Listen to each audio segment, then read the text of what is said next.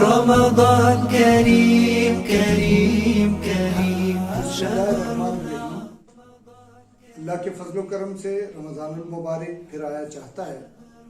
پچھلی بار بھی ہم نے اس کا ذکر کیا تھا کہ یہ بھی اللہ کی طرف سے اس کی خوشنودی، اس کی رضا، اس کو راضی کرنے کا ایک سنہری موقع ہے. عمومی طور پر جن چیزوں کے بارے میں ہم سیل کا لفظ استعمال کرتے ہیں، گویا اللہ کی خوشنودی حاصل کرنے کی ایک بڑی سیل ہے جو رمضان کے مہینے میں لگنے والی ہے. ہمیں اس سے فائدہ اٹھانا ہے انشاءاللہ. تو اس کے لیے پلان کیجئے، اپنے وقت کو، اپنی مصروفیات کو مینیج کیجئے. یہ بہت ہی قیمتی وقت ہے، بہت ہی زیادہ قیمتی وقت ہے. اور اس میں ایک توجہ جو میں دلانا چاہتا ہوں کہ ہمارے نظام زندگی نے اور ہمارے نظام تعلیم نے سوچنے سمجھنے کی صلاحیتوں سے ہمیں عاری کر دیا ہے. اور قرآن یہی کہتا ہے کہ کیا تم عقل والے ہو، کیا تم سوچتے ہو، کیا تم غور و فکر کرتے ہو، کیا تم تدبر کرتے ہو. اور ہم قرآن کے ماننے والے ہی غور و فکر سے عاری ہیں. یہ رمضان کا مہینہ وہ مہینہ ہے جس میں ہم اس اپنی بھولی ہوئی عادت کو، یا جو کبھی بھی زندگی میں عادت نہیں رہی، اس کو عادت بنانے کے لیے غور و فکر کے کام کو آغاز کریں. اس میں میں وہ صورتوں کے نام بھی ابتدائی طور پر آپ سے شیئر کرتا ہوں.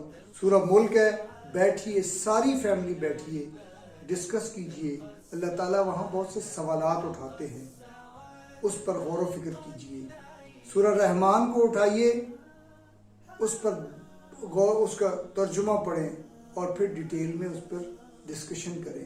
کوئی لیکچر ممکن ہو تو وہ سنیں. اور اسی طرح سورہ یاسین ہے، بہت سی اور صورتیں ہیں.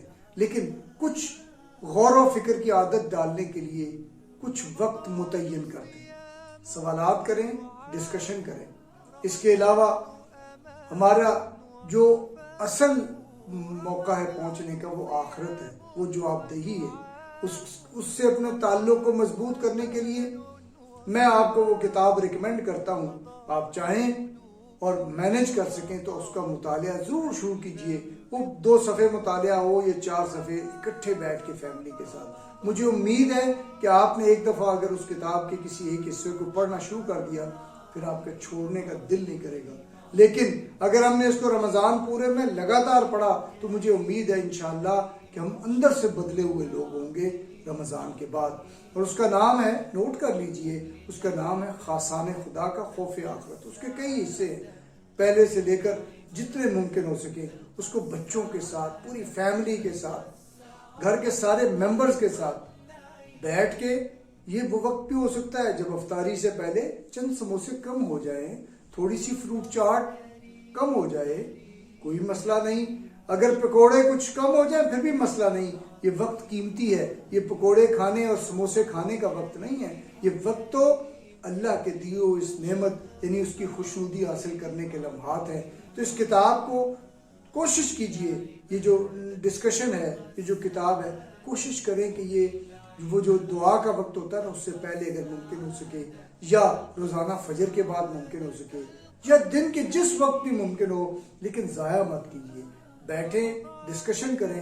مجھے امید ہے کہ اگر ہم نے انشاءاللہ یہ کوشش کی، اس غور و فکر کا آغاز کیا، اور آخرت اور جواب دہی کے صحابہ کرام پر کیا اثرات تھے اور وہ کیسے اس کے لیے تیاری کرتے تھے، اگر خاصان خدا کے خوف آخرت اس کتاب کو ہم نے پڑھا تو انشاءاللہ اللہ تعالیٰ ہمیں کی مہربانی سے ہمیں یہ وقت ہمارے لیے سعادت بن جائے گا انشاءاللہ العزیز.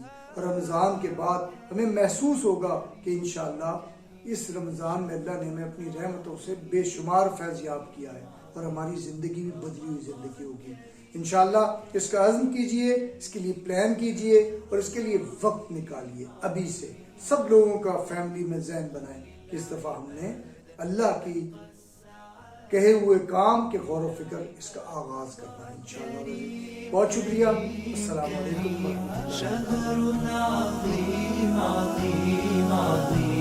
رمضان كريم كريم كريم شهر عظيم عظيم عظيم